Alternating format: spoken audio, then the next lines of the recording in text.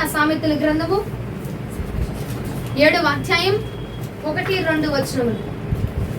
నా కుమారుడా, నా మాటలను మనసును ఉంచుకొను, నా ఆజ్ఞలను నీ యొద్ద దాచిపెట్టుకొను. నా ఆజ్ఞలను నీవు మనసును ఉంచుకొని ఎడల నీ కనుపాప వలె నా ఉపదేశమును కాపాడిన ఎడల నీవు బ్రతుకుదువు. ఇక్కడ సామెతల గ్రంథములు అంటున్నారు, నా కుమారుడా నా మాటలు మనస్సును ఉంచుకొను. ఎక్కడ ఉంచుకోమంటున్నారండి? మనస్సును ఉంచుకో. చెవులో కాదు, పుస్తకాల్లో కాదు, బైబిల్లో కాదు, కానీ ఎక్కడ ఉంచుకోమంటున్నాడండి? నీ మనస్సులో ఉంచుకో. నా మాటలు మనస్సులో ఉంచుకుంటే ఏమైందట? నా ఆజ్ఞలను నీ యొద్ద దాచిపెట్టుకును, నా ఆజ్ఞలను నీ మనస్సున ఉంచుకొనిన ఎడల నీ కనుపాప వలె నా ఉపదేశమును కాపాడిన ఎడల నీవు బ్రతుకుదువు. హల్లెలూయా, హల్లెలూయా. అదేంటమ్మా భలే చెప్తున్నాము, మేము బ్రతికే ఉన్నాగా మళ్ళీ బ్రతుకుదువు అని చెప్పి అనుకోబాకండి. అయ్యి బ్రతకడం కాదు, కానీ శారీరకమైన బ్రతుకు గురించి, శారీరకమైన జీవితం గురించి కాదు, నీ ఆత్మీయ స్థితి గురించి, ఆత్మీయకరమైన బ్రతుకు గురించి దేవుడు మాట్లాడుతున్నాడు. ఆత్మీయతలో నువ్వు బ్రతకాలి అంటే గనక దేవుడు అంటున్నాడు, నా మాటలను నీ మనస్సును ఉంచుకొనిన ఎడల నువ్వేమవుతావట? బ్రతుకుతావట. మన ఆత్మీయ స్థితిలో చాలా వరకు మనము మరణ స్థితిలోనికి వెళ్ళిపోయామండి. మన ఆత్మీయ స్థితిలో చాలా వరకు తగ్గిపోయాము. ఒకనొక రోజున 1-2 గంటలు మోకరిస్తే దిగని నీవు ఈ రోజున దేనికి అట్రాక్ట్ అయిపోతున్నావు? దేని వైపుకు మళ్లించబడుతున్నావు? దేన్ని విడిచిపెడుతున్నావు? ఒకసారి ఆలోచన చేయండి ప్రియ సహోదరి సహోదరుడా. అంటే ఏమైపోయిందంటే ఆత్మీయ స్థితి కుళ్ళు పట్టించబడిపోయినది. ఆత్మీయ జీవితము, నీ యొక్క ఆత్మీయ భక్తి ఏమైందంటే, నీ ఆత్మీయ స్థాయి ఏమైపోయిందంటే ఇక దిగజారిపోయింది, పడిపోయింది. నీ ఆత్మీయతకి ఏం పట్టిందట? కొళ్ళు పట్టి ఉన్నది లేఖనం సెలవిచ్చుచున్నది. కాబట్టి మనం ఏమైపోతుందంటే, ఇదిగో మన ఆత్మీయ స్థితిలో మరణించిన వారముగా ఉన్నాము. జీవము లేక అగో ఆత్మీయ స్థితిలో ఒకనొక రోజున ఎలా ఎదిగిన వాడివి, ఎలాగున పని చేసిన వాడివి, ఎలాగున ప్రార్థనలో దేవుడితో ముఖాముఖిగా మాట్లాడేటువంటి వాడివి.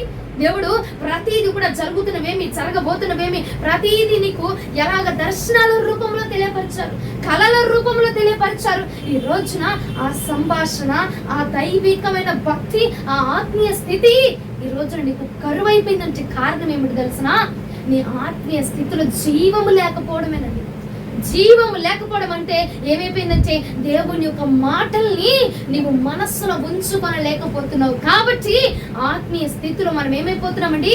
తగ్గించబడిపోతున్నాము, మరణించిన వారిగా ఉన్నాము. అందుకే ఉదయ కాలం ముందు దేవుడు అంటున్నాడు, నా మాటలు నీ పెడచెవిన పెట్టక, నా మాటలు నా ఉద్దేశములు ఇదిగో వెనకకు విస్తరవేయక, నా మాటలు నా ఉద్దేశములు నా తలంపుల్ని నీ పాదముల కిందకు విసిరిపెట్టక ఎక్కడ ఉంచుకోమంటున్నాడండి? ఎక్కడ? అందరం చెప్తామా ఎక్కడ ఉంచుకోమంటారు? ఈ మనస్సునందు ఆయన మాటలు ఉంచబడితే గనక ప్రియ సహోదరి సహోదరుడా, నీవు నీ ఆత్మీయ స్థితిలో బ్రతకబోతున్నావండి. ఆత్మీయ స్థితిలో బ్రతకబోతున్నాం మనము. హల్లెలూయా. అమ్మా మేము బ్రతుకుతున్నాము, చచ్చిపోయావా అంటే ఏంటి? మేము బ్రతికే ఉన్నాగా అని అనుకోబాక. నీ ఆత్మీయ స్థితి చనిపోయి మరణించి నీ ఆత్మీయ స్థితిలో బలము తగ్గిపోయి చాలా కాలం అయిపోయింది ప్రియ సహోదరి సహోదరుడా. కానీ అది నువ్వేం చేస్తున్నావు అంటే ఇదిగో నువ్వు గుర్తించలేకపోతున్నావు. ఇంతకు ముందు ప్రభుతో మాట్లాడేదానివి, ఇంతకు ముందు ప్రతిదీ ప్రభువుని అడిగేదానివి. ఈ రోజున ఈ కాలం ముందు నేడు నువ్వేం చేస్తున్నావు? మన సొంత ఆలోచనలు, మన సొంత నిర్ణయాలు, లేదంటే మనకి ఇష్టమైన వారి యొక్క తలంపులు, వారి ఉద్దేశాలు. ఇంకోటి ఏం చేస్తున్నామండి? ఇంతకు ముందు ఎప్పుడు కూడా నీ ముందర ఏముండేది? బైబిల్ ఉండేది. బైబిల్ వాక్యే. నీకు కళ్ళు తెరిస్తే వాకు, కళ్ళు మూస్తే వాకు, నడిచిన వాక్యము, పడుకుండా వాక్యము, దేవుడు ఏం చెప్తున్నాడో అని ప్రార్థన చేసి వెంటనే వాక్యం తీసి చదివే నీవు నేనేమైపోతుంది? నీ జీవితం ఏమైపోతుంది? దేన్ని చూస్తున్నామండి నేటి కాలం ముందు? దేన్ని చూస్తున్నారు? ఒకసారి ఆలోచన చేయగలుగుతున్నారా? అసలు మనము పుట్టుకతోటి క్రైస్తవులం కదండి. ఏమండి? మనము కాదు, మీరు పుట్టుకతోటి క్రైస్తవులు కదా. ఏమండి? వాక్యాలు చదువుతున్న వారు కదా, మందిరానికి వెళుతున్న వారే కదా. ఏమండి? సండే స్కూల్ అని అయ్యని ఇయ్యని వాటికి వీటికి తిరిగిన వారే కదండి. మరి లేఖనంలో ఉన్న వాక్యము నీకు బోధపడట్లేదా? లేఖనం ఏమని సెలవిస్తుందండి? ముసలమ్మ ముచ్చట్లు వద్దని చెప్తుంది, కానీ మనం ఏం చేస్తాం? ముచ్చట్లే కావాలి. లేఖనం ఏం సెలవిస్తుంది? ఇదిగో వినోదకరమైన ఆహ్లాదపు సినిమాలు గాని, టీవీలు గాని, ఇవన్నీ నాటికలు గాని నీకు అవసరం లేనివి, నీకు అక్కర్లేనివని వాక్యం సెలవిస్తుంది. కానీ మనకి ఏం కావాలండి? సీరియల్లే కావాలా? చూడమమ్మా అంటాము, కానీ టీవీ పెట్టగానే ఇంట్లో ఏమైపోతుంది? నీ కన్ను ఆటోమేటిక్ గా నీ కన్ను అటు తిరిగిపోతుంది. అంటే నీ కళ్ళకు సాధకము చెయ్యట్లేదండి. నువ్వు నీ కళ్ళకు ప్రాక్టీస్ నేర్పించట్లేదు. నీ ఆత్మీయ స్థితి తగ్గిపోయింది కాబట్టి నీ కళ్ళు ఆటోమేటిక్ గా తిరిగిపోతున్నాయి. అదే నీ ఆత్మీయ స్థితి నీ లెవెల్ తగ్గకుండా ఉంటే గనక నీ కళ్ళు అటుగా తిరుగుతుంటే నువ్వేం చెప్పాలా? ఇదిగో ఈ కళ్ళతో నేను దేవుడిని మాత్రమే చూడాలా, ఆ దర్శనాలు మాత్రమే చూడాలా, ఇగో ఈ సినిమాలు, ఈ నాటికలు ఇవి చూడటానికి వీలు లేదు అని చెప్పిన మాట నీ కళ్ళకు నువ్వేం చెప్పాలా? ఆ మాటని చెప్పి నీ కళ్ళను అటు మళ్ళించకుండా నువ్వు విడిదిప్పాలి. అవునా కాదా అండి? అది ఆత్మీయ స్థితిలో నువ్వు ఉంటే. అదే ఇంతకు ముందు నువ్వేం చేసేదానివంటే, ఏమండి ఇదిగో ఇలాంటి పనులు నేను చేయకూడదు కాబట్టి ప్రార్థన చేయండి అమ్మా, ఇలా పడిపోకుండా, ఇలాంటి కళలు రాకుండా, ఇలాంటి దర్శనాలు రాకుండా ప్రార్థన చేయండి అమ్మా, ఈ పాపంలో పడిపోకుండా ప్రార్థన చేయమ్మా అని చెప్పి ప్రార్థన చేయించుకునేవారు. కానీ ఈ రోజు ఏమైపోతుందండి? నేటి కాలంలో నీ ఆత్మీయ స్థితి ఏమైపోతుందంటే భ్రష్టు పట్టి మర్చున్నామండి. పౌలయ్య అన్నాడు చూస్తావా, చెప్పి చెప్పి చెప్పి చెప్పి నేనే భ్రష్టుడిని అయిపోతున్నానేమో. కానీ ఇక్కడ ఏమైపోతుందంటే విని విని విని విని మనమే భ్రష్టుత్వంలోనికి వెళ్ళిపోతున్నామండి. మనమే భ్రష్టులం అయిపోతున్నాము. లేఖనము కొన్ని సంవత్సరాలుగా వింటున్నావు. నువ్వు టీవీలు చూడకూడదని తెలియదా అండి? దేవునికి విరోధకరమైన వినోదాలు, ఆహ్లాదాలు నువ్వు చూడకూడదు అన్న విషయం నీకు తెలియదా అండి? తెలిసినదే. కానీ మనం ఏం చేస్తామంటే అసలు బుర్రే ఓపట్లేదండి. వీళ్ళకి అసలు ఏమీ తెలియదు. దేవునికి మహిమ కలుగును గాక. అసలు మీకు ఏమీ తెలియదు. మీరు చాలా మంచివాళ్ళు. నిజమేనండి, మీరు చాలా మంచివాళ్ళు. ముసలమ్మ ముచ్చట్లు పెట్టకూడదని మీకు తెలియదు కదండి? తెలియదు కదా మీకు? ఎవరికి తెలియదు కదా? కానీ మనం ఏం చేస్తున్నాం? ఆమెతో ముచ్చట్లు, ఏమతో ముచ్చట్లు, పనికిరాని మాటలు, పనికొచ్చే మాటలు మాట్లాడావా? దేవుడి గురించి మాట్లాడావా? ప్రార్థనల గురించి మాట్లాడుతున్నావా? లేదంటే ఈ రోజున ఇలా పరిచయం జరిగింది, ఈ రోజున ఇలా ప్రార్థన జరిగింది, ఇలా వాక్యం చెప్పారు, వాటి గురించి నువ్వు మాట్లాడుతున్నావా? లేదండి. మనకు అనవసరం లేని మాటలు, వ్యర్థమైన మాటలు, పనికి మాలిన మాటలు మాట్లాడుతూ ఉంటాం. నిజమే, ఆ మాట ఉంది వాక్యంలో, పనికి మాలిన మాటలు. నేనేమి ఆషమాషగా చెప్పట్లా, వాక్యంలో ఉన్నదే నేను చెప్తూ ఉన్నాను. మన మనస్సును ఉంచుకోవట్లేదండి వాక్యాన్ని. కాబట్టి మన ఆత్మీయ స్థితిలో మనము చాలా దిగజార్చబడ్డాం. ఒకనొక రోజున దేవుడితో నీకు ఉన్న కనెక్షన్ నేడు తెగిపోతుంది. పైకి బాగానే ఉంటున్నాం, భక్తి పరులుగానే, పైకి చర్చికి వెళ్తున్నాం, పైకి బాగానే ఉంటున్నాం, పైకి అన్ని దేవుడి పనంతా చేస్తున్నాం. కానీ లోపల నీ ఆత్మీయత ఏమిటి? నీ ఆత్మ యొక్క స్థితి ఏమైపోయింది? నీ శరీరం బాగానే ఉంది, మరి లోపల ఆత్మ ఏమైంది? లోపల ఆత్మ స్థితి, ఆ ఆత్మ తీవ్రత ఎంత మటుకు వచ్చిందో ఒకసారి ఆలోచన చేస్తున్నావా? నీ ఆత్మ పడిపోతుందా, లెగుస్తుందా, ఇదిగో బలపరచబడుతుందా, క్షీణించబడుతుందా? ఒకసారి ఆలోచన చేస్తున్నావా? నీ శరీరం బానే ఉంటుంది, ఆ ఫ్రూట్స్, ఈ ఫ్రూట్స్, ఆ కాయలు, ఈ కాయలు, ఆ పాలు, ఈ పాలు అన్ని తాగి బానే ఉంటుంది శరీరము. కానీ నీ ఆత్మ స్థితి ఏమిటి? నీ ఆత్మ విషయానికి వస్తే దేవుడికి ఏమని సమాధానం చెప్తామండి మనము? ఏమా అదొకటి ఉందా అని అంటారేమో. నీ ఆత్మీయ స్థితి దెబ్బతింటుందండి. ఒకసారి ఆలోచన చేయండి. నువ్వు మాట్లాడుతున్న మాటలే గాని, నువ్వు చెప్తున్న అబద్ధాలే గాని, అసలు ఇవన్నీ ఆలోచన చేయకుండా అబద్ధాలు ఆడేస్తూ ఉంటారండి. నోటి నిండా వాళ్ళు నోరు తెరిస్తే అబద్ధాలేక, ఆలోచన చెయ్యకుండా అబద్ధాలు ఆడేస్తూ ఉంటారు. అసలు ఒక్కసారి కాకపోతే ఒక్కసారి నాకు నీ జ్ఞాపకం రావట్లేదా?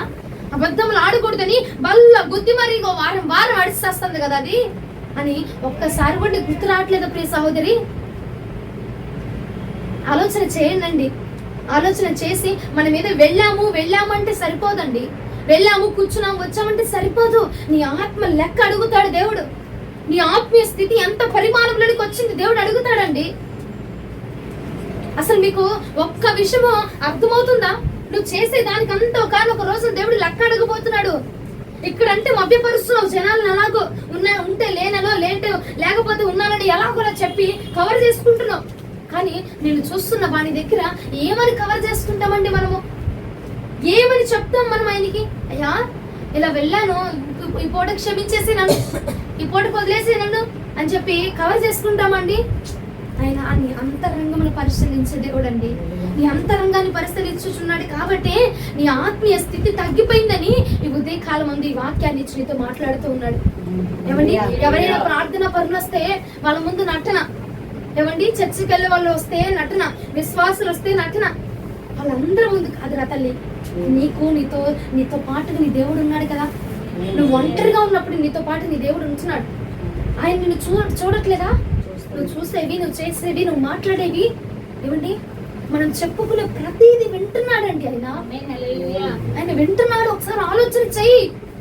ఉంటే ఫోన్లో లేవని చెప్తావు, లేకపోతే ఉన్నానని చెప్తావు, తింటే తినలేదని చెప్తావు, ఇవన్నీ వింటున్నాడు.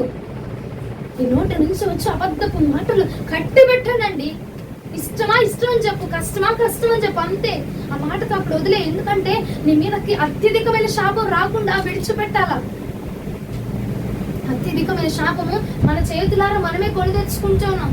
అదే అబద్ధం చెప్తుంటే దేవుడి మాటలు గనక నీ హృదయంలో నీ మనసులో ఉంచుకుంటే, నువ్వు అబద్ధం ఆడక మునిపే నీ మనసులోంచి నీకు ఒక మాట వినబడతా ఉంటుంది. అబద్ధములు చెప్పుదా దేవుడికి అసహ్యం, అబద్ధం ఆడు పెదవులు దేవుడికి హేయముగా ఉన్నవి అన్న మాట, అన్న లేఖనము నీ మనసులోంచి నీకు బయటకు వచ్చింది. కాబట్టి నువ్వేం చేస్తావు? అబద్ధం ఆడక ఆ క్షణం ఏమైపోయినా పర్వాలా, ఆ వాక్యం నీకు జ్ఞాపకం వచ్చింది కాబట్టి నువ్వు అబద్ధం చెప్తావా? అప్పుడు చెప్పకుండా నీకు సహాయం చేయబడేది దేవుడి నోటి మాట. హల్లెలూయా. పాపములో పడిపోకుండా ఉండాలంటే అండి దేవుడి నోటి మాటని మన హృదయంలో ఉంచుకోవాలా, మన మనస్సులో ఉంచుకోవాలా. అమ్మా కొన్ని సంవత్సరాల క్రితం మనసులో ఉంచుకున్నాను, కానీ నేను ఇప్పుడు ఏం చేస్తా అంటే గాలికి వదిలేస్తానమ్మా. నిజమే, అదే జరుగుతుందండి. చాలా మిమ్మల్ని అందరినీ చూపించి దేవుడు నాకు అదే బయలుపరిచాడు. అందరినీ, ఒకరు కాదు అందరినీ. ఉన్నప్పుడేమో ఏం చేస్తూ ఉంటామంటే అండి అబద్ధాలు, ఖచ్చితంగా అబద్ధాలు చెప్తూనే ఉంటున్నారు. అబద్ధం ఆడితే అగ్నిగుండం ఉందని వాక్యం చెప్పాలి. 5వ రోజు చెప్పామో చెప్పలేదా? 5వ రోజు ఏమని చెప్పాము? అబద్ధం ఆడితే అగ్నిగుండం ఉందిరా బాబు అని నీకు దేవుడు చెప్పాడు కదా. అయినా అంత డేరుగా అబద్ధం చెప్పేస్తారండి. అగ్నిగుండంలోనికి అంటే పడితేనేగా తెలిసేది ఎవరికైనా, అంతేనా? దెబ్బ తగిలింది అనుకో ఇంకొకసారి చెప్పకుండా ఉంటాం. దేవుడు ఏం చేస్తున్నాడు? ఈసారికి మారిద్దులే నా బిడ్డ, ఈసారికి వదిలేద్దాంలే అని చెప్పి క్షమించి విడిచిపెడుతున్నాడు. కాబట్టి ఆయన మాటలు మనము హృదయంలో ఉంచుకోలేకపోతున్నామండి. హృదయంలో ఉంచుకోలేకపోతున్నాం. నువ్వు బ్రతకాలంటే ఏమండి, ఏదో బ్రతకాలి అని అంటే ఏదో బ్రతకడం కాదు. నీ యొక్క ఆత్మీయ స్థితిలో నువ్వు వర్ధిల్లించబడాలి, నీ శారీరక పరిస్థితులను వర్ధిల్లించబడాలా. అది నిజమైన జీవం అంటే, అది నిజమైన బ్రతకడం అంటే. అది దేవుడేమన్నాడు? నా మాటల్ని, నా ఆజ్ఞల్ని నీ మనస్సులో ఉంచుకొని ఎడలా నువ్వు బ్రతుకుతావని చెప్పాడు కదా. మనము బ్రతుకుతామంటే కొంతమంది ఏం చేస్తారంటే కొంత వాటికి వాక్యాన్ని మనసులో ఉంచుకుంటారు, ఇంకొంత వాక్యాన్ని విడిచిపెడతా ఉంటారు. కొంత బాగానే ఉందిగా, ప్రస్తుతానికి కొంచెం మనసులో ఉంచుకున్నాను కాబట్టి బ్రతుకుతున్నానుగా, చాలే ఈ ఆత్మీయ స్థితి చాలే, ఇలాంటి భక్తి చాలే, ఇంతవాటికి అభిషేకం చాలే అని చెప్పి అనుకుంటూ ఉంటావు. కానండి ఏదో బ్రతుకుతున్నావా అంటే బ్రతుకుతున్నాం కాదు, నువ్వు వర్ధిల్లించబడాలని జీవితంలో, హెచ్చించబడాలని జీవితంలో. హల్లెలూయా. అది నిజమైన బ్రతకడం అంటే. ఇక్కడ 2వ మాటలో 2వ వచనంలో ఏమంటున్నాడు? ఇక్కడ నా ఆజ్ఞలను నీ మనసులో ఉంచుకొని ఎడల నీ కనుపాప వలె నా ఉపదేశమును కాపాడిన ఎడల. హల్లెలూయా. ఆయన ఉపదేశం ఎవరి ద్వారా కాపాడబడాలండి? నా ద్వారా అని చెప్పండి అందరూ. ఇంకొకసారి చెప్పండి, నీ ద్వారా ఆయన ఉపదేశము కాపాడబడును గాక. అంటే ఏం చేయాలండి? ఆ ఉపదేశం అంటే ఇందులో ఉన్న మాటలే, ఇందులో ఉన్న మాటలు నీ ద్వారా వ్యర్థమైపోకుండా కాపాడబడాలి. అక్కడ నిన్ను చూసి ఇదిగో కొత్తగా భక్తి నేర్చుకుంటున్నవాడు, ఆత్మీయ స్థితిలో ఎదుగుతున్నవాడు నీ పక్కకు వచ్చి మాట్లాడుతుంటే, నువ్వు అబద్ధం ఆడుతుంటే వాడు ఏం చేస్తాడు? వాడికి ఏం అలవాటు అవుతుందండి? అబద్ధం ఆడటం అలవాటు అయితే నిన్ను చూస్తే ఏమైనా నేర్చుకోగలుగుతున్నాడా అంటే నువ్వేం చేస్తున్నావు అంటే ఆ ఉపదేశాన్ని విసిరిగొడతా ఉన్నావు. ఈ రోజున ఈ వాక్యం అనే ఉపదేశాన్ని నువ్వు ఆలకించి నువ్వు కాపాడిన ఎడలా నువ్వు బ్రతకబోచు ఉన్నావు. నీ ఆత్మీయ స్థితిలో నువ్వు బ్రతకబోచున్నావు, శారీరక స్థితిలో నువ్వు బ్రతకబోచున్నావు, ఆత్మీయ స్థితిలో రెట్టింపుగా ఉండబోతున్నామండి. ఆత్మీయ స్థితిలో అగ్ని నిరంతరం రగులుతుందనుకో, అపవాది కూడా వచ్చి అక్కడ నేను చెత్త వేయగలడా? ఏమైనా చీకటి క్రియలు వేయగలడా? ఏమైనా ఆటంకాలు తెచ్చి వేస్తాడా? ఏమి వేయలేడు. ఎందుకంటే ఆత్మలో నిరంతరం మండించబడుతున్నావు కాబట్టి, ఆత్మలో నిరంతరం రగులుతున్నావు కాబట్టి ఏ దోషము నీ వద్దకు రాలేదక్క. ఏది నిన్ను అంటలేదు అక్కడ. ఎందుకంటే ఆత్మ నిరంతరం మండించబడుతున్నది. హల్లెలూయా. ఉపదేశమును కాపాడేవాడిగా ఉండాలి మనం. ఉపదేశం అట మన ద్వారా కాపాడబడాలట. ఈ వాక్యము మన ద్వారా కాపాడబడాలట. కానీ మనం ఏం చేస్తున్నామంటే నేర్చు కాలంలో అండి మళ్ళించబడట్లే నీ కళ్ళు, కానీ తిప్పేస్తున్నాం ఆటోమేటిక్ గా. దేని వైపు? టీవీ వైపు. దేని వైపు? ఫోన్ల వైపు. దేని వైపు? ఆ మనుషుల వైపు, ఆ మాటల వైపు. ఏమండి ఆలోచన చేయండి ఒకసారి. మన ఆత్మీయ స్థితి ఏమైపోతుంది? ఆత్మీయ స్థితిలో మనం బలపరచబడడానికి వారం మనం మందిరానికి వెళ్ళాలా? మందిరానికి వెళుతూ కూడా నువ్వు దిగజార్చబడిపోతున్నావు అంటే కారణం ఏమిటండి? దేవుడు వారం మాట్లాడుతున్నారు కదా, వారం దేవుడు చెప్తున్నారు. పోయిన వారం చెప్పిన వాక్యం ఏమిటి? పోయిన ఆదివారం వాక్యం చెప్పారు. ఆ వాక్యం ఏంటిది? ఏం వాక్యం చెప్పారు పోయిన వారం? ఇక దేనికండి మనం వాక్యం విని ఎందుకండి? దాన్ని అలవాటు చేసుకోవాలి కదా. ఏం చేయాలి? ఆదివారం విన్నామంటే సోమవారం, మంగళవారం, బుధవారం దాన్ని ఆలోచన చేయాలా. ఆదివారం వాక్యం ఇది చెప్పారు, మాకే అక్కడ తీరుకుండిద్దిలే అమ్మా. ఊర్లో ఉన్న పనులన్నీ మాకే. ఏమండి పనికి వెళ్తున్నాం, పైగా పనికి వెళ్తున్నాం అంటే అసలు ఖాళీ ఉండిద్దా? కూర్చోడానికి ఖాళీ ఉండదు, తినడానికి ఖాళీ ఉండదు, పడుకోవడానికి ఖాళీ ఉండదు. అలాంటిది నువ్వు వాక్యం ఆలోచన చేయమంటున్నావు. అమ్మా నువ్వు నీ పని చేసుకుంటూ నీ బుర్రలో ఎలాంటి చెత్త ఆలోచనలు నీ బుర్రలో మెదలట్లేదా? నువ్వు చేతులతో పని చేస్తున్నావు, నీ ఆలోచనలో ఎలాంటి వ్యర్థమైన తలుపులు మెదలట్లేదండి? ఆ తలుపుల మధ్యలో ఈ వాక్యాన్ని నెమరు వేస్తే గనక ఆ వాక్యము నీకు జీవాన్ని దయచేయబోతుందండి. ఆ వాక్యము నిన్ను బ్రతికించబోతున్నదే. ఏంటండి ఇక్కడ దేవుడు తోడున్నాడు, నేను ఆత్మీయ, నేను బాగున్నాను, నేను క్రైస్తవురాలు నేను చెప్పుకొని తిరుగుతున్నావే. దేవుడి నీ వద్ద లేడు. దేవుడి నీ వద్ద ఉంటే గనక ఆయన మాట నీతో పాటుగా ఉంటదండి. ఆయన ఏమన్నాడు? ఇగో ఈ వాక్యమే దేవుడే వాక్యమై ఉన్నాడు అన్నాడు కదా. ఇప్పుడు నువ్వు వాక్యాన్ని చేర్చుకుంటేనే దేవుడి నీతో ఉండేది. అవునంటారా కాదంటారండి? వాక్యాన్ని చేర్చుకుంటే దేవుడు నీతో ఉంటాడు. దేవుడు నీతో ఉన్నాడు అంటే వాక్యం నీతో ఉండాలా? హల్లెలూయా. వాక్యం నీతో ఉందంటే దేవుడు నీతో ఉండాలా. దేవుడు నీతో ఉన్నాడు అని నువ్వు చెప్పుకుంటూ ఉంటే గనక నీలో ఏముండాలా? వాక్యం ఉండాలా. నీలో వాక్యం లేకపోతే దేవుడు నీలో లేనట్టే. వాక్యం నీలో లేకపోతే అంటే దేవుడు మనలో లేనట్టే అండి. పైకి చెప్పుకొని తిరుగుతున్నాం అంతే. దేవుడు మనలో లేడు, ఆత్మీయ స్థితిలో లేడు. మనం ఆత్మీయ స్థితిలో లేవు. దేవుడు ఉంటే వాక్యం ఉండాలి, వాక్యం ఉంటే దేవుడు ఉండాలి అక్కడ. ఆ వాక్యం నిన్ను ఏం చేసిద్ది? బ్రతికింపజేసిద్దండి. ఆ వాక్యం ఏం చేసిద్ది? నువ్వు పాపంలో పడిపోకుండా కాపాడిద్దండి. ఆ వాక్యం ఏం చేసిద్ది? నువ్వు ఎలాంటి తప్పుల్లో నీ వేలు పడకుండా ఆ వాక్యం నిన్ను కాపాడిద్దండి. ఎటువంటి కూడా దేవుడికి ఇష్టం లేని ప్రవర్తనలో నీ యొక్క ప్రవర్తన ఉండకుండా ఆ వాక్యం నిన్ను కాపాడబోతుందండి. ఏ చూపుల్లో నీ యొక్క చూపు పడకుండా, పనికి వాళ్ళ చూపుల్లో నీ చూపు పడకుండా ఈ వాక్యం నిన్ను కాపాడబోతూ ఉన్నదండి. హల్లెలూయా. నిన్ను కాపాడాలంటే వాక్యం నీలో ఉండాలండి. మనం పైకి చెప్పుకుంటూ ఉంటాము, దేవుడు నాకు ఇవి చూపిస్తాడు, దేవుడు నాకు దర్శనాలు చూపిస్తాడు, దేవుడు నాకు కళలు చూపిస్తాడు, దేవుడు నాతో వాక్యం ద్వారా మాట్లాడాడు అని అంటే ఏమా దేవుడు చూపిస్తాడు, తప్పిస్తాడు, బానే ఉంది. మరి ఆయన నీలో ఉండాలి అంటే తప్పిస్తున్నాడు. ఆ క్షణం వరకు దేవుడు నాకు చాలమ్మా, నాలో నిరంతరంగా ఉండాల్సిన అంత అవసరం లేదు. ఆ క్షణము నాకు సమస్య వచ్చినప్పుడు తప్పిస్తే చాలు, ఇక తీరిగ్గా నాతో పాటుగా ఉండాల్సినంత అవసరంలా అనుకుని తిరిగే వాళ్ళు చాలా మంది ఉన్నారండి. అనుకుని బ్రతుకుతున్న వారు చాలా మంది ఉన్నారు. కానీ దేవుడు అంటున్నాడు, ఈ వాక్యాన్ని, ఈ మాటల్ని ఎక్కడ ఉంచుకోమంటున్నాడు? నీ మనస్సులో ఉంచుకున్నావు అనుకో, నిరంతరం నేను నీతో పాటుగా ఉంటాను, నిరంతరం నేను నీతో పాటుగా ఉంటాను. నేను అనుకుంటున్నా నీకు సమస్య వచ్చింది, సమస్య వచ్చినప్పుడు నీ దగ్గరికి వచ్చి సాల్వ్ చేసి వెళ్ళిపోయే చుట్టంలాగా కాదు నీతో ఉండాల్సింది. నీ ఆత్మలాగా, నీ శరీరంలా నీతో పాటుగా నేను అంటుపెట్టుబడి ఉండాలా. బంధువులాగా, చుట్టం చూపులాగా వచ్చి వారానికోసారి, నెలకోసారి వచ్చేసి వెళ్ళిపోయేలా ఉండాలనుకుంటున్నా నీతో. నేను నీతో ఒక బంధాన్ని, ఒక సంబంధాన్ని, నిరంతరమైన బంధాన్ని ఏర్పాటు చేసుకోవాలనుకుంటున్నా. హల్లెలూయా. బంధువులు ఎంతమంది కావాలనుకుంటున్నారండి? బంధువులా కాదు దేవుని దగ్గర రావాల్సింది. బంధువులు ఏముంది? ఆపద వస్తే, ఫంక్షన్లు వస్తే, శుభకార్యాలు వస్తే వచ్చి చూసిపోయి తినేసి పోతా ఉంటారు పెట్టింది, అవునా? కానీ దేవుడు అలా రావాలనుకోవట్లా. నీకు సమస్య వచ్చినప్పుడు ఏదో చుట్టంలాగా, బంధువులాగా వచ్చి నిన్నేదో పలకరించి ఆ సమస్య సాల్వ్ చేసి వెళ్ళాలనుకోవట్లేదు. నిరంతరం నీతో పాటుగా ఉండాలనుకుంటున్నాడు ఆయన. నిత్యం నీతో పాటుగా సంచారం చేయాలనుకుంటున్నాడు. నిరంతరం నీ ఆత్మలో ఆయన ఆత్మ ఏకం అవ్వాలనుకుంటున్నాడండి. అలా అవ్వాలంటే ఈ వాక్యం మనలో ప్రవేశించాలా, ఈ వాక్యానుసారముగా మనం బ్రతకాలండి.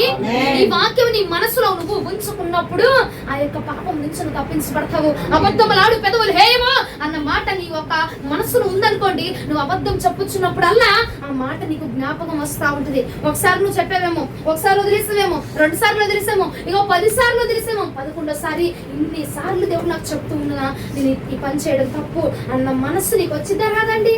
వచ్చింది, కంపల్సరీగా వస్తుందండి. ఎంత మందికైనా ఎలాంటి మొద్దు అయినా కొట్టగా కొట్టగా కొట్టగా ఏమైపోతాయి, మెత్తబడిపోతాయి. మనము కూడా, మన హృదయం కూడా బండ లాంటి హృదయమును కరిగించేది వాక్యము మాత్రమేనండి. ఈ వాక్యం నీ మనస్సులో ఉన్న ఎడలా నువ్వేం జరిగితే ఆ పాపం నుంచి తప్పించబడదు. అమ్మా, ఈ వాక్యం మనసులో ఉంచబడాలంటే నువ్వేం చేయాలా?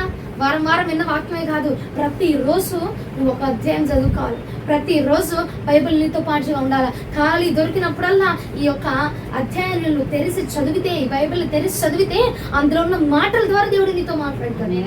ఆ మాటల ద్వారా నీతో మాట్లాడి ఆ క్షణానికి నీకు ఏ ఊరట కావాలా, ఏ మాట కావాలా, అది నీకు దేవుడు బయలుపరిచి ఆ మాటతోటి నీతో మాట్లాడతారండి. ఆయన నీతో మాట్లాడాలని అనుకుంటే నువ్వు వేరే వాళ్ళతో మాట్లాడతావు ఎందుకు? ఆయన నీకు చెప్పాలనుకుంటే నువ్వు వేరే వాళ్ళకి చెప్తున్నావు ఎందుకు? అర్థమవుతున్నాను వారు? హల్లెలూయా చెప్తావా? హల్లెలూయా. నీ మనస్సున ఈ వాక్యం ఉంచబడితే నువ్వు కాపాడబడతావు. ఎక్కడ కాపాడబడతావు? అక్కడలో నుంచి కాపాడబడతావు. హల్లెలూయా. ఈ వాక్యము నీ మనసును ఉంచబడితే మనం కాపాడబడతామండి. ఎక్కడ కాపాడబడతామంటే రాకడలో కాపాడబడతాం. అదే ఈ వాక్యము నీ మనసును ఉంచుకోబడితే నువ్వు బ్రతకబోతున్నావు. ఎక్కడ బ్రతకబోతున్నావు అంటే ఈ భూమి మీద. హల్లెలూయా. నువ్వు రాకడలో సజీవంగా ఉండాలన్నా, ఈ భూమి మీద సజీవంగా ఉండాలన్నా ఏం కావాలి మనకి? వాక్యమే కావాలా, వాక్యం కావాలా? అమ్మ పరిశుద్ధాత్మ అన్నా అంటే పరిశుద్ధాత్ముడు మనకు బోధించేది వాక్యమేనండి. హల్లెలూయా. పరిశుద్ధాత్మ దేవుడే మనకు బోధిస్తాడు. నీకు బాధలో ఉన్నావు అనుకో, దుఃఖంలో ఉన్నావు అనుకో, బైబిల్ తీసిన వెంటనే నీకు ఆ వాక్యం వచ్చేది. పరిశుద్ధాత్మ దేవుడు ఆ వాక్యాన్ని నీకు బోధిస్తాడు. బాధలో ఉండి కూర్చుండగా ఏం చేయాలి ప్రభా, నాకు ఏం అర్థం కావట్లేదు అని చెప్పి కూర్చుంటావు. అప్పుడు నీతో నీ మనసులోంచి మాట్లాడేది ఎవరండి? పరిశుద్ధాత్మ దేవుడు. ఎలా మాట్లాడతారు? వాక్యము ద్వారా నీతో మాట్లాడతారు. హల్లెలూయా. కొత్తగా క్రియేషన్స్ తీసుకొచ్చి మాట్లాడదు, ఈ వాక్యంలో ఉన్నదే నీతో మాట్లాడుతున్నాడు ఆయన. హల్లెలూయా. హల్లెలూయా. చూడండి మత్తయి సువార్త 13వ అధ్యాయం, మత్తయి సువార్త 13వ అధ్యాయం 3 నుంచి 8 వచనాలు. ఆయన వారిని చూచి చాలా సంగతులను ఉపమాన రీతిగా చెప్పాను. ఎట్లనగా, ఇదిగో విత్తువాడు విత్తుటకు బయలు వెళ్ళాను. వాడు విత్తుచుండగా కొన్ని విత్తనములు త్రోవ పక్కన పడాను. పక్షులు వచ్చి వాటిని మింగి వేసాను. కొన్ని చాలా మన్ను లేని రాజ్ఞాలను పడాను. అక్కడ మన్ను లోతుగా ఉంటున్నందున అవి వెంటనే మొలిచెను గాని సూర్యుడు ఉదయించినప్పుడు అవి మాడి వేర్లేనందున ఎండిపోయాను. కొన్ని ముండ్ల పొదల్లో పడాను. ముండ్ల పొదలు ఎదిగి వాటిని అంచివేశాను. కొన్ని మంచి నెలను పడి ఒకటి 100 ఒకటి 60 ఒకటి 30 ఫలించాను. చెవులు గలవాడు వినుగాక అని చెప్పాను. హల్లెలూయా. హల్లెలూయా. వాక్యం విత్తేవాడు విత్తుకుంటూ పోతున్నాడట. కొంతమంది వింటారు, విని ఏం చేస్తారంటే కొంతమంది ఆ నిమిషానికి మారు మనసు పొందాలా, ఆ నిమిషానికి ఏమనుకుంటారంటే అవును నేను ఇలా బ్రతకూడదు, మారాలా అనుకుంటారు. ఇంకొంతమంది ఏం చేస్తారు, వీళ్ళు చెప్తూ ఉంటారు అట్టాగే అని చెప్పి అక్కడికక్కడే విడిచిపెడతా ఉంటారండి. అపవాది వారినంట దొంగలిచ్చేస్తా ఉంటాడట. కొంతమంది ఏం చేస్తారంటే ప్రార్థన బలం లేక ఇంకొంతమంది అక్కడ అనుకుంటారు జయించాలి, ఇలా ఉండాలి, బ్రతకాలి అనుకుంటారు. కానీ ప్రార్థన జీవితం లేక, ప్రార్థన బలం లేక ఏమైపోద్ది, వేరు లేనందున వారు ఫలించబడలేకపోతున్నారట. ఇంకొంతమంది ప్రార్థన జీవితం ఉండి వాక్యాన్ని విని వాక్యానుసారంగా బ్రతికిన వారు మంచి నేలన పడిన వారు ఏమంట 30గా 60గా 100గా ఫలించబడ్డారట. ప్రియ సహోదరి సహోదరుడా, హల్లెలూయా. ఈ రోజున నువ్వు ఏ జాబితాలో ఉన్నావు ఒకసారి ఆలోచన చేయండి. ప్రార్థన కావాలి, పరిశుద్ధాత్ముడు కావాలి, వాక్యము కావాలా. ఈ 3 ఉంటేనే అండి. ఇప్పుడు నీ సమస్య చెప్పాలి అనుకో, ఏం చేయాలా? ప్రార్థన చేయాలి. ఆయన నీతో మాట్లాడాలనుకున్నాడు అనుకో, వాక్యం ద్వారా దేవుడు నీతో మాట్లాడతాడు. ఆయన నిన్ను బలపరచాలనుకున్నాడు అనుకో, పరిశుద్ధాత్మక దేవుడు నీ మీద దిగొస్తాడు. ఈ మూడు మనకు కావాలా. నీరసిల్లించిపోకుండా, మనం పడిపోకుండా, అపవాది చేత మనం పడకుండా ఉండాలంటే ఈ మూడు మనకు కావాలండి. ఈ వాక్యాన్ని విడిచిపెడతా ఉంటారు చాలా మంది. అసలు వాక్యంలో ఏముంది, వాక్యం ప్రకారంగా జీవించాలా, వాక్యానుసారంగా నడవాలా అని చెప్పి విడిచిపెడతా ఉంటారు. వాక్యమే దేవుడై ఉన్నాడు కాబట్టి నీలో వాక్యము ఉంటే దేవుడు నీతో ఉన్నట్టే. హల్లెలూయా. నీకు ఎక్కడి నుంచో దిగొచ్చేసి ఆకాశం నుంచి తెరసి 2 పాయలుగా తీర్చి ఆకాశం నీతో మాట్లాడాల్సిన అవసరం. ఈ వాక్యంలో నుంచి దేవుడు నీతో మాట్లాడతాడు. వాక్యం నీ దగ్గర ఉంది, నీ లోపల ఉందంటే దేవుడు నీతో పాటుగా ఉన్నట్టేనండి. కాబట్టి చాలా మంది చెప్పుకొని తిరుగుతూ ఉంటారు, నా దగ్గర దేవుడు ఉన్నాడు, నేను మాట్లాడితే దేవుడు దిగొస్తాడు, నేను ఊగితే దేవుడు దిగొస్తాడు, నేను గంతులు వేస్తే దేవుడు దిగొస్తాడు అని చెప్పి అనుకుంటారు. కానండి ఏమండి, వాక్యము మనలో ఉంటేనే దేవుడు మనలో ఉంటాడు. వాక్యానుసారంగా మనం బ్రతికితేనే దేవుడు మనతో పాటుగా నివాసం చేస్తాడండి. హల్లెలూయా. మన ఆత్మీయ స్థితి బ్రతకాలన్నా, ఆత్మీయతలో మనము ఇగో తగ్గిపోయిన మన ఆత్మీయ స్థితి మరలా రేపట్టించబడాలా. ప్రతిదీ దేవుడు మనకు బయలుపరచాలా, ప్రతిదీ వాక్యాన్ని రూపంలో మనతో మాట్లాడాలి, ప్రతిదీ దేవుడు మనకు వివరించాలంటే నువ్వేమి కలిగి ఉండాలండి? వాక్యాన్ని నీ మనస్సును ఉంచుకోవాలా. గాలికి విడిచిపెట్టకూడదు. ఇదిగో మన్ను లేనందున, వేరు లేనందునట అవి ఫలించబడలేదటండి. కొన్ని మంచి నేలల పడినవి మాత్రమే ఫలించబడ్డాయట. నీవు మనస్సులో ఉంచుకుంటేనే ఆ వాక్యం ఫలించబడతా ఉన్నది. చెవుతో వినేసి ఈ చెవుతో విని ఈ చెవుతో వదిలిపెట్టేసి అనుకో ఫలించబడలేమండి మనము. ఈ చెవుతో విని కొంతమంది ఆలోచన చేస్తూ ఉంటారు, ఆలోచన చేసి కొంతమంది విడిచిపెడతా ఉంటారు, అయినా నువ్వు ఫలించలేవు. ఈ చెవుతో విని ఆలోచన చేసి నీ మనస్సు నందు పెట్టి దాన్ని ఆచరణలో నువ్వు పెడితే గనక నువ్వు ఫలించబడబోతూ ఉన్నావు. హల్లెలూయా. అందుకని చెప్తూ ఉన్నాను, ఆదివారం వాక్యం చెప్పారంటే మరలా ఆదివారం మరలా గురువారం వచ్చేదాకా నువ్వేం చేయాలా? ఆ వాక్యాన్ని నెమరు వేసుకుంటూ ఉండాలా. ఓహో, ఆదివారం ఈ వాక్యం చెప్పారు, ఇలా బ్రతకాలయ్యా, నీ లేఖనం నా మనస్సును ఉంచుకోమని చెప్పారు, అది ఎలా ఉంచుకోవాలో నాకు తెలియట్లేదు, నువ్వు నాకు బయలుపరచండి, నాకు తెలియపరచండి అని నువ్వు ప్రార్థన చేస్తే గనక దేవుడు ఏం చేస్తారండి? ప్రతిదీ బయలుపరుస్తాడు, ప్రతిదీ నీకు బయలు చెప్తాడండి. ఎటు నుంచి శోధన వస్తుంది, ఎటు నుంచి అపాయం వస్తుంది, ఎటు నుంచి నిన్ను పొడవబోతున్నారు, ఎటు నుంచి అపవాది నీ మీదకి రాబోతున్నాడు, ఈ అపాయం నీ మీదకి రాబోతుంది. చెప్పలేదండి పూర్వపు కాలంలో ఎవరికి దేవుడు? కానీ ఈ కాలంలో ఏమైపోతుందండి? అసలు అడిగే ఖాళీ మనకు ఉండట్లేదండి. ఆయన చెప్పడం కాదు, ఆయన చెప్పడం అట్లా ఉంచండి, నువ్వు అడిగే ఖాళీ, అడిగే తీరికే మనకు ఉండలేకపోతుంది. అవునా? కొంతమంది అనుకుంటున్నారు ఏమో నన్నే టార్గెట్ చేస్తుంది, ఏమో నా గురించే చెప్తుంది, ఇంకెవరో నా గురించి చెప్పారు. దేవుడేనండి చెప్తుంది, దేవుడే బయలుపరుస్తున్నారు. నా బిడ్డ ఈ స్థితిలో ఉంది, ఈ మాట చెప్పు. తెలియక గ్రహించుకోలేకపోతుంది, ఈ మాట చెప్పు. గ్రహించుకోలేకపోతున్నా కూడా చెప్తున్నాడు దేవుడు. విన్నాము అంటే మనం దీవించబడతాం. ఏమండి, వినలేదంటే ఏమైపోద్ది? ఎవరు చేసుకున్నది వాళ్ళకి, అవునా కాదా అండి? ఎవరు చేసుకున్న దానిలో వాళ్ళకే ఉంటుంది, ఎవరు ఇచ్చుకున్న తీర్పు వాళ్ళకే ఉంటుంది, ఎవరు మాట్లాడింది వాళ్ళకే ఉంటుంది, ఎవరు చేసిన ప్రతిఫలం వాళ్ళకే ఉంటుంది. నువ్వు చేసావని నాకు మంచి పేరు రాదు, నేను చేస్తానని నీకు రాదు కదా. ఎవరు చేసింది వాళ్ళకి, ఎవరు చేసిన ప్రతిఫలం కూడా వాళ్ళకే ఉండబోతుంది. కాబట్టి నువ్వు ఫలించబడాలంటే వాక్యాన్ని నీ మదిలో ఉంచుకోండి. వెళ్ళిన వాక్యము నువ్వు నీ మదిలో కనుక ఉంటే, ఈ ఆదివారం చెప్పాము, మరలా ఆదివారం వరకు ఈ వాక్యం మధ్యలో ఉండాలి.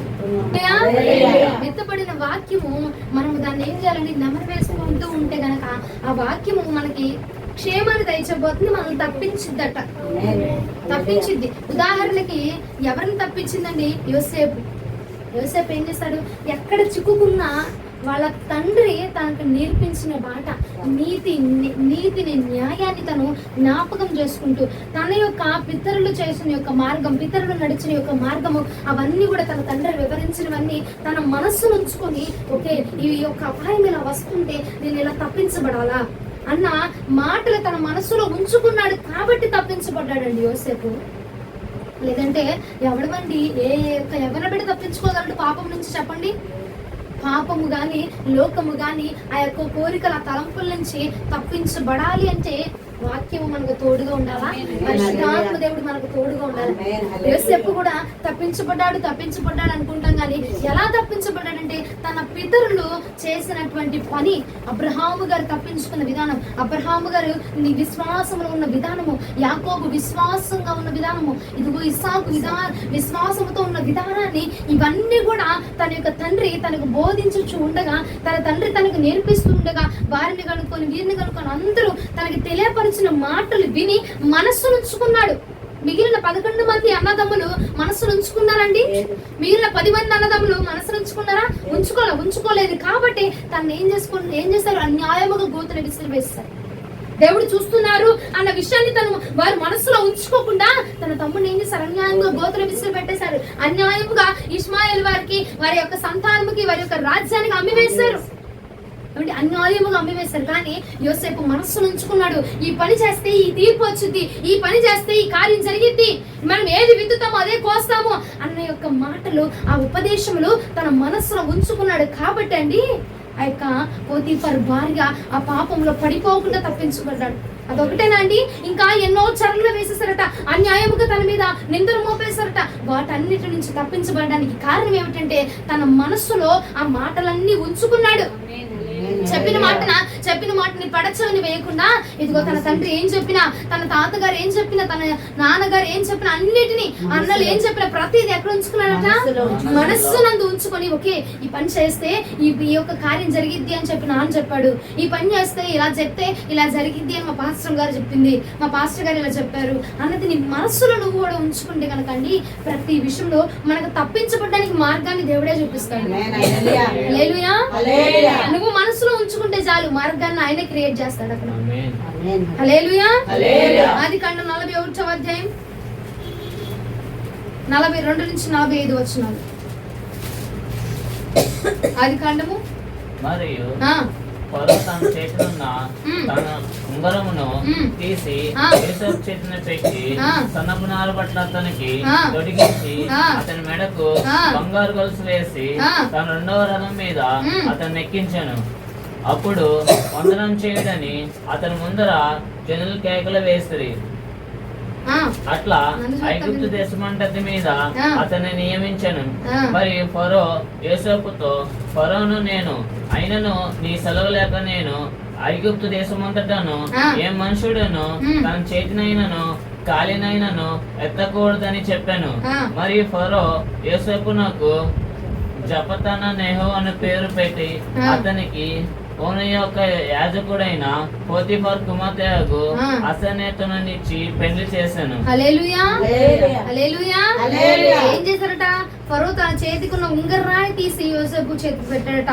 సన్న నార బట్టలు అతనికి తొడిగించారట. అతని మెడకు బంగారం గొలుసు వేశారట. అసలు ఆ రాజ్యంలో ఒక మంచి స్థానాన్ని ఇచ్చి, ఇదిగో యోసేపు ఏది చెప్తే అదే చేయాలా, యోసేపు కూర్చోమంటే కూర్చోవాలా, లెగమంటే లెగవాలా. అట్లాంటి స్థానం పొందుకోవడానికి, ఆ విలువను పొందుకోవడానికి కారణం ఏమిటంటే తన మనస్సును ఉంచుకున్న మాటలు తనని లోకానికి ఎలా పరిచయం చేసిందంటే నీతిమంతుడిగా, న్యాయవర్తనుడిగా చూపించిందండి లోకానికి. హల్లెలూయా. తన మనస్సులో ఉంచబడిన మాటలు బయటికి తనని ఎలా ఆ ప్రవర్తన ఎలా చూపించి ఒక న్యాయవంతుడిగా, ఒక బోధకుడిగా, ఒక మంచివాడిగా, ఒక న్యాయాధిపతిగా వారిని చూపించడానికి కారణం ఏమిటంటే తన మనస్సులో ఉన్న మాటలే. ఈ రోజు నా ప్రియ సహోదరి సహోదరుడా, నీ స్థితి, నీ స్థానం కూడా మెరుగుపరచబడాలి. మన స్థితిలో నేను అందుకే అన్నా, మనం బ్రతకడము అంటే ఏదో బ్రతుకుతున్నాము అంటే కాదు, కానీ వర్ధిల్లించబడము. యోసేపు కూడా బ్రతికాడు, తప్పించబడ్డావుగా అని చెప్పి వదిలేరా, తన స్థితిని మార్చివేశాడు దేవుడు. ఏమండి, ఫరో అంతటి వాడు అన్నాడు, ఇదిగో యోసేపు నువ్వు చెప్తే జరిగిద్ది, నువ్వు వేస్తే తింటాం, కూర్చోమంటే కూర్చుంటాం, నువ్వేం చెప్తే అదే నేనే కాదు నా రాజ్యం అంతా నీ మాట వినబోతుంది. హల్లెలూయా. బ్రతకలా వర్ధిల్లించబడ్డాడు. ఈ రోజున మనము కూడా బ్రతకడం కాదు, వర్ధిల్లించబడాలి శారీరకంగా. హల్లెలూయా. శారీరకంగా వర్ధిల్లించబడాలన్నా, ఆత్మీయంగా వర్ధిల్లించబడాలన్నా వాక్యము నీ మనస్సులో ఉంచబడినప్పుడు మాత్రమే మనం వర్ధిల్లించబడగలుగుతాము. వాక్యము మాత్రమే మనము వర్ధిల్లబడడానికి సహాయం చేస్తుంది. హల్లెలూయా. సరే, ఏం జరిగింది? యోసేపు మనస్సును ఉంచుకున్నాడు. మనస్సును ఉంచుకుంటే కాబట్టి దేవుడు ఏం చేశాడు? వర్ధిల్లింపజేశాడు. వర్ధిల్లింపజేసి వదిలేశాడా? వదిలే ఏం చేశాడండి? ఒకానొక రోజున అక్కడ జైల్లో వేస్తే గనక అక్కడ ఉన్న పానదాయకుల అధిపతి తనకు ఏదో కళ వస్తే ఆ కళలో ఏం చేశాడు? యోసేపు ఆ కళని అర్థం చెప్పి వివరించి సహాయం చేశాడు. సహాయం చేసి ఏమన్నాడు? ఇదిగో నువ్వు వెళ్ళేటప్పుడు నన్ను జ్ఞాపకం చేసుకో, నువ్వు క్షేమంగా ఉన్నప్పుడు నన్ను జ్ఞాపకం చేసుకో అంటే ఆయన ఏం చేశాడు? మర్చిపోయాడా? మర్చిపోలేదా? పానదాయకుల అధిపతి మర్చిపోయాడు, కానీ దేవుడు మర్చిపోయాడా? యోసేపు దేవుడిని మనసులో ఉంచుకున్నాడు కాబట్టి దేవుడు యోసేపును మనస్సునందు ఉంచుకొని పానదాయకుల అధిపతి మర్చిపోయినప్పుడు దేవుడు యోసేపుని జ్ఞాపకం చేసుకుని ఉన్నాడు. హల్లెలూయా. నేను కూడా దేవుడిని మనసులో ఉంచుకొని దేవుడి మాటలు మనసులో ఉంచుకుంటే గనక మనుషులు నిన్ను మర్చిపోవచ్చు, కానీ నా దేవుడు నిన్ను మర్చిపోక జ్ఞాపకం నిన్ను జ్ఞాపకం చేసుకోవచ్చు. ఆయన మాటలు నీ మనసులో ఉంచుకుంటే ఆయన నిన్ను తన మనసులో ఉంచుకోబోతున్నాడు. చూడండి ఆదికాండం 40వ అధ్యాయం 23వ వచనం. ఆదికాండం 40వ అధ్యాయం 23వ వచనం. పానదాయకుల అధిపతి యోసేపును జ్ఞాపకం చేసుకొనక అతన్ని మర్చిపోయాను. 2 ఏళ్లు గడిచిన తర్వాత ఫరో ఒక కలను కనెను. చాలు చాలు చాలు. ఇప్పుడు 41వ అధ్యాయం 9 నుంచి 13వ వచనం చదవండి. అప్పుడు పానదాయకుల అధిపతి నేను నా తప్పిదములను జ్ఞాపకం చేసుకొనుచున్నాను. ఏం చెప్తున్నాడు అప్పుడు? అయ్యో నేను మర్చిపోయాను ఒక వ్యక్తిని. 2 సంవత్సరాల తర్వాత ఫరో ఒక కలగన్నాడట. కలగంటే ఎవరు ఈ కళకి వివరించేది ఎవరు చెప్పగలరు, ఎవరు ఈ కళని నాకు బయలుపరుస్తారు అని చెప్పి ఫరో కింద మీద పడుతూ కొట్టుకుపోతున్నాడట. కొట్టుకుమిట్టుకులాడుతూ ఉంటే అప్పుడు పానదాయకుల అధిపతి గుర్తొచ్చింది. అయ్యో నేను జ్ఞాపకం చేసుకోమని నాకు ఒక వ్యక్తి చెప్పాడు కదా, నేను మర్చిపోయాను ఈ రోజున నాకు జ్ఞాపకం నేను చేసుకుంటున్నాను అని చెప్పి అప్పుడు జ్ఞాపకం చేసుకున్నాడట.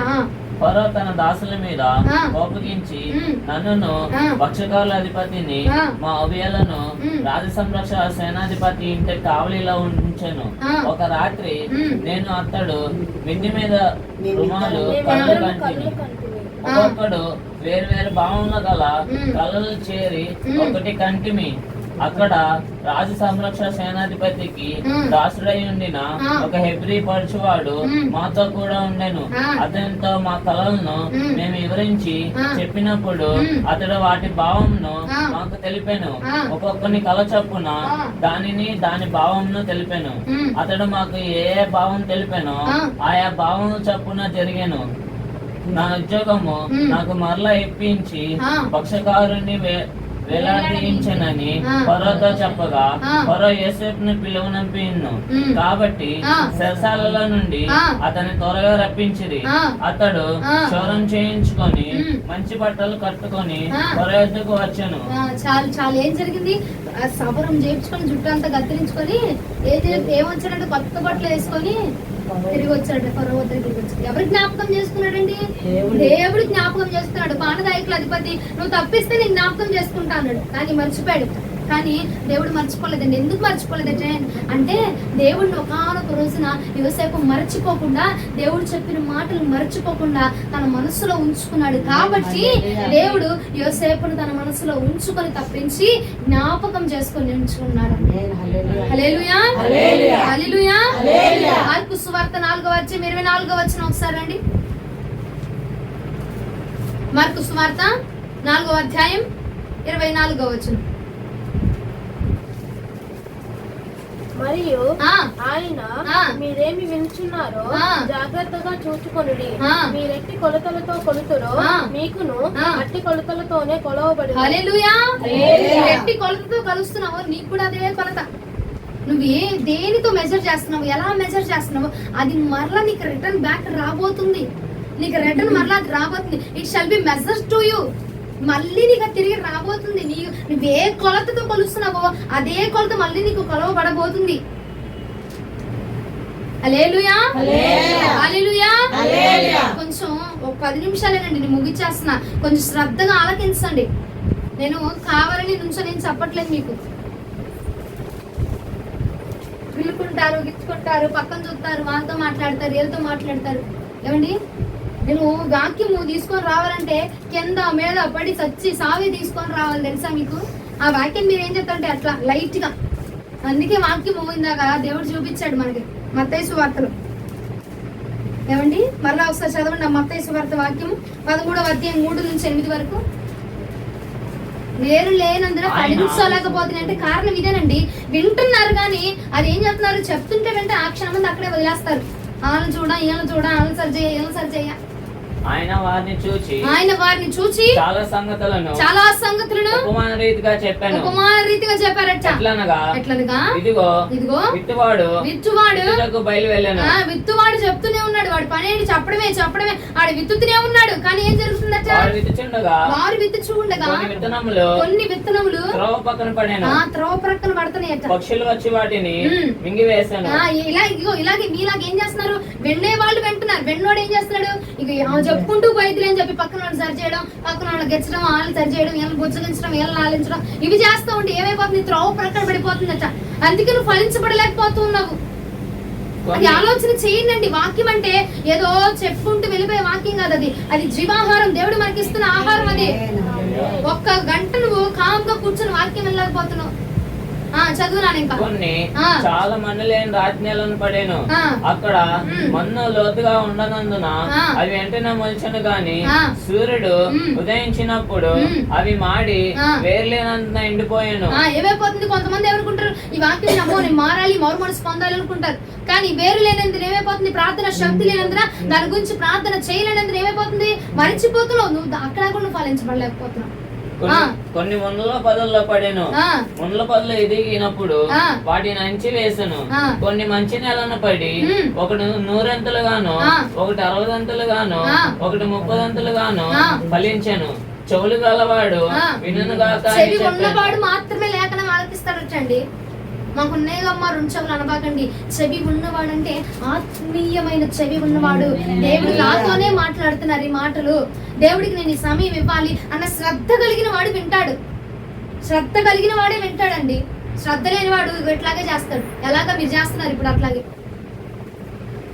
వాక్యం అంత శ్రద్ధ ఉన్నది అనుకో, వాడు వింటాడు. మంచి నెలలో నేను పడాలి, నేను ఫలించబడాలి, ఎందుకు నా భవిష్యత్తు ఇంకా ఇలా అవ్వాలి, నా జీవితం ఎందుకు ఇలాగే ఉండాలి, నేను మార్చబడాలి, నా భవిష్యత్తు మార్చబడాలి, నా ఆత్మీయ స్థితి మార్చబడాలా, నేను ఇంకా పెంచబడాలి, నేను ఇదే స్థితిలో ఉండడానికి వీల్లేదు, నా యొక్క స్థితి, నా లెవెల్ మారాలి అన్న ఆశ కలిగిన వాడు ఏం చేస్తాడు? శ్రద్ధ కలిగిన వాడు వెంటాడు, ఆలకిస్తాడట. వెనకొంటే ఏం చేస్తున్నాడంటే, ఇదిగో అందుకే మార్కు సువార్త 4:24 అన్నాడు, నువ్వు ఏ కొలత కొలుస్తున్నావో నీకు నువ్వు అదే కొలత కొలవబడిపోతుంది. నువ్వు వింటున్నావా? నీ మాటలు కూడా నేను వింటాను. నువ్వు వినట్లేదు, నువ్వు వదిలేస్తాను, నేను వదిలేస్తాను. అంతేనండి. దేవుడైనా మనుషులైనా నువ్వు ఏ కొలతతో కొలుస్తున్నావు అదే కొలత మళ్ళీ నీకు తిరిగి రాబోతుంది. యోసేపు కొలిచాడు. దేవుని మనస్సును ఉంచుకొని, దేవుని మాటలు మనస్సును ఉంచుకొని దేవుని జ్ఞాపకం చేసుకున్నాడు. దేవుడు కూడా ఏం చేస్తాడు? యోసేపుని జ్ఞాపకం చేసుకున్నాడు. మనస్సులో ఉంచుకొని మరి జ్ఞాపకం చేసుకున్నాడు. ఏమండి? లేదంటే ఎంతమంది జనాంగంలో యోసేపు ఎంత వాడి జ్ఞాపకం చేసుకోవడానికి, కానీ దేవుడు జ్ఞాపకం చేసుకున్నాడంటే యోసేపు జ్ఞాపకంలో ఉంచుకున్నాడు కాబట్టి దేవుడు కూడా జ్ఞాపకంలో ఉంచుకోబోతున్నాడు అండి. మనం కూడా అండి ఇదే జీవితం కాదు, మనం మార్చబడాలి.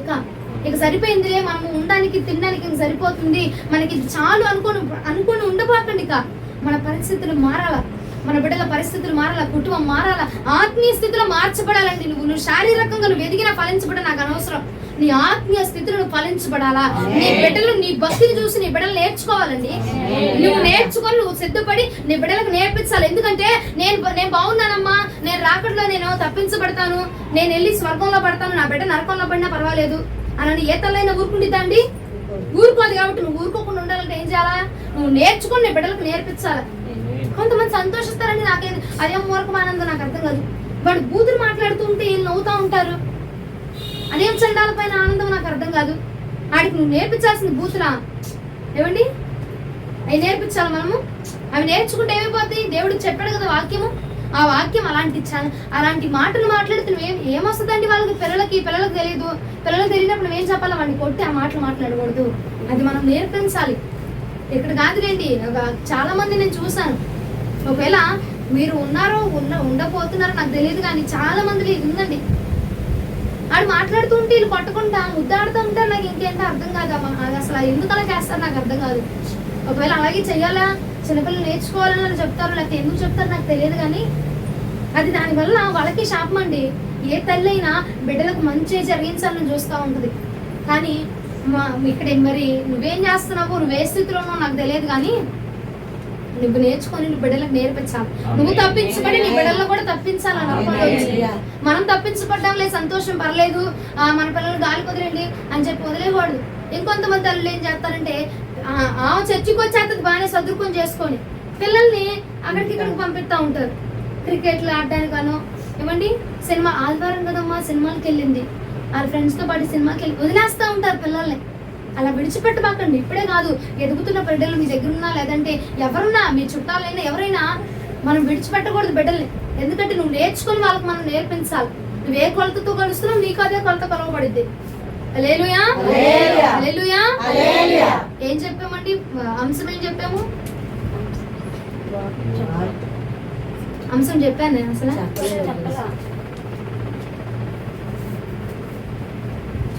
అంశము మనస్సున ఉంచుకో, మనస్సున ఉంచుకో. మనం చెప్పండి, ఏం మనస్సును ఉంచుకోవాలి? వాక్యాన్ని మనసులో ఉంచుకుంటే ఏం జరిగింది? వాక్యాన్ని మనసులో ఉంచుకుంటే బ్రతకబోతుంది. యోసేపు తప్పించబడ్డాడు, బ్రతికించబడ్డాడు, చెరసాల నుంచి తప్పించబడ్డాడు, తను వర్ధిల్లించబడ్డాడు. బ్రతకడం అంటే ఏదో బ్రతికేయడం కాదు, ఎలాగోలా తిన్నామా పడుకున్నామా లేసాం ఇలా బ్రతకడం కాదు. నువ్వు వర్ధిల్లించబడాలా. ఈ స్థితిలో శారీరకమైన స్థితి అయినా ఆత్మీయ స్థితి అయినా ఏమవ్వాలా? వర్ధిల్లించబడాలి. హల్లెలూయా. రెండో వ్యక్తి ఎవరంటే నోవాహు. ఏమయ్యాడు? దేవుని యొక్క నోటి మాటలు విని ఆ జల ప్రళయం నుంచి తప్పించబడ్డాడా లేదా అండి? ఆ జల ప్రళయంలో దేవుడు నోవాహును జ్ఞాపకం చేసుకున్నాడు. కారణం ఏమిటంటే నోవాహు దేవుని జ్ఞాపకం ఉంచుకొని దేవుడు చెప్పిన మాటలు జ్ఞాపకం ఉంచుకున్నాడు. కాబట్టి దేవుడు కూడా నోవాహును జ్ఞాపకం ఉంచుకొని ఆ జల ప్రళయం నుంచి తప్పించాడట. చూడండి, ఆదికాండము 8వ అధ్యాయం 1వ వచనం. నేను ముగించబోతున్నాను. ఆదికాండం 8వ అధ్యాయం 1వ వచనం. దేవుడు నోవాహును అతనితో కూడా ఓడలో నున్న సమస్త జంతువులను సమస్త పశువులను జ్ఞాపకం చేసుకొనెను. హల్లెలూయా. జ్ఞాపకం చేసుకున్నాడా లేదండి? నోవాహును తన కుటుంబాన్ని, పశువుల్ని, మందల్ని అన్నిటిని జ్ఞాపకం చేసుకొని ఆ జలప్రలయం నుండి తప్పించాడు. కారణం ఏమిటంటే నోవాహు దేవుని యొక్క మాటల్ని మనస్సులో ఉంచుకున్నాడు. కాబట్టి దేవుడు నోవాహును కూడా మనస్సులో ఉంచుకొని ప్రతి ఆపద నుంచి, ఇదిగో నోవాహ ఆపద వస్తుంది, జలప్రలయం రాబోతుంది, నీ కుటుంబాన్ని, నీ బిడ్డలను అందరినీ, నీ సంతానాన్ని, నీ కోడలను అందరినీ ఆ ఓడవానికి లాక్కురా, నువ్వు కాపాడబడతావు అని సమస్య వస్తే తెలియపరచాడు. ఈ రోజున అలాగా ప్రభు మనకి కూడా చెప్పునుగాక.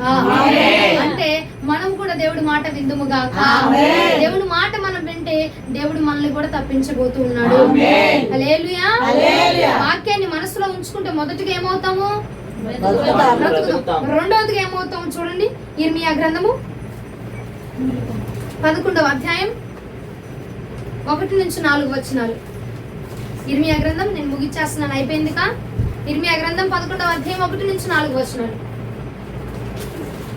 యెహోవా యొద్ద నుండి ఇర్మియాకు ప్రత్యక్షమైన వాక్కు. మీరు ఈ నిబంధన వాక్యములను వినుడి. యూదా మనుషులతోనూ యెరూషలేము నివాసులతోనూ నీవిలాగు మాటలాడి తెలియజేయవలెను. ఇశ్రాయేలు దేవుడైన యెహోవా సెలవిచ్చినదేమనగా ఈ నిబంధన వాక్యములను విననొల్లని వాడు శాపగ్రస్తుడవుతాడు. ఐగుప్తు దేశంలో నుండి ఆ ఇనుప కొలిమిలో నుండి నేను మీ పితరులను రప్పించిన దినమున రప్పించిన దినమున నేను ఈ ఆజ్ఞ ఇచ్చి విననేరునట్లుగా పాలు తేనెలు ప్రవహించు దేశంలో మీ పితరులకు ఇచ్చేదనని వారితో నేను చేసిన ప్రమాణమును నేను నెరవేర్చినట్లు మీరు నా వాక్యమును విని నేను మీకు ఆజ్ఞాపించు విధములన్నిటిని బట్టి ఈ నిబంధన వాక్యములను అనుసరించిన ఎడల మీరు నాకు జనులై యుందురు, నేను మీకు దేవుడినై యుందును. హల్లెలూయా. నీవు ఈ మాటల్ని విని, ఈ నిబంధన వాక్యాన్ని విని దాని ప్రకారంగా అనుసరిస్తే, మనసులో ఉంచుకొని అనుసరిస్తే ఏమంటున్నాడు? నేను మీకు దేవుడినై ఉంటాను, మీరు నాకు ప్రజలై ఉండబోతున్నారు. హల్లెలూయా. నీ దగ్గరికి ఎవడైనా రావాలనుకో, నేను నీకు దేవుడిగా ఉన్నా, నేను నీకు పైగా ఉన్నాను కాబట్టి వాడు నన్ను దాటుకుని నీ దగ్గరికి రావాలి, నన్ను పర్మిషన్ అడిగి నీ దగ్గరికి రావాలి. అది వ్యక్తి అయినా, వస్తువు అయినా, అపవాదైనా, చీకటి ఏదైనా నన్ను దాటుకొని నీ వద్దకు రావాలి. హల్లెలూయా.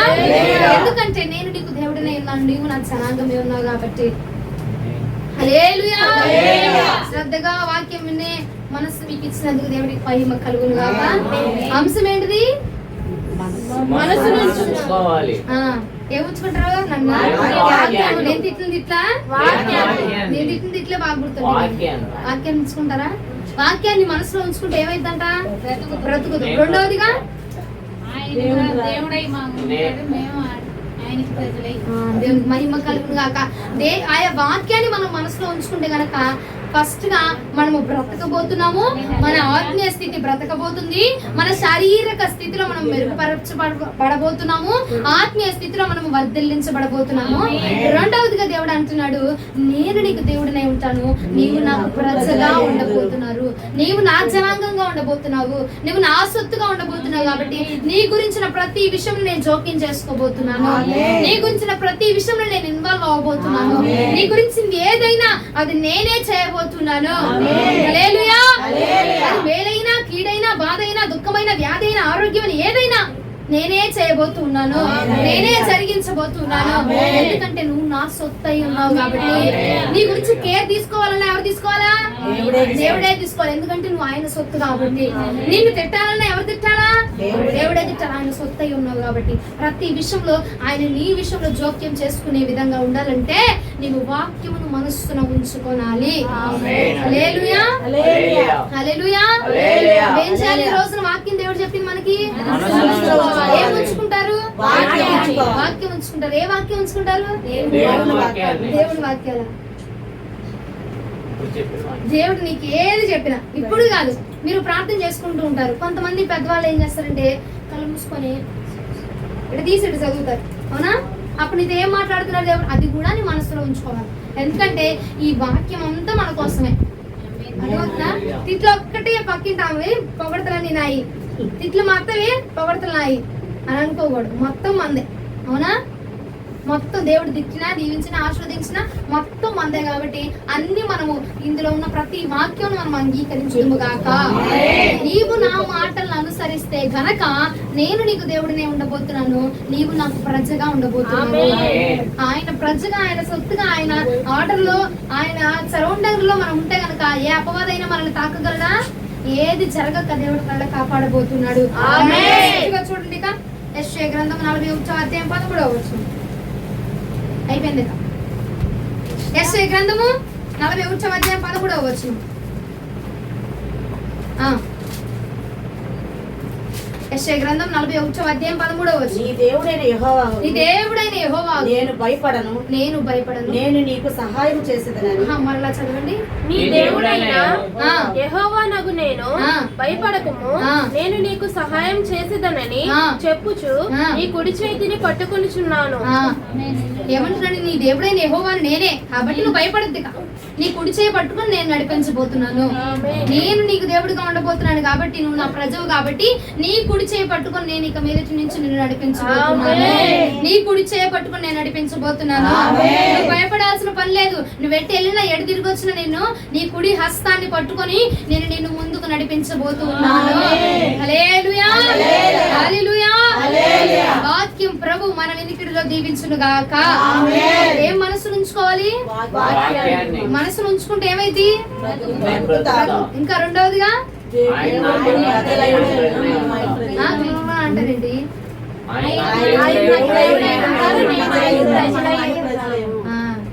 ఆయన మనకి దేవుడిగా ఉండబోతున్నాం, మనం ఆయన ప్రజగా ఉండబోతున్నాం. ఈ రెండు మాటలు మన పక్షంగా జరుగునుగా. మోకరించండి, ప్రార్థిస్తాం. వాక్యం నిమిత్తమే ప్రార్థన.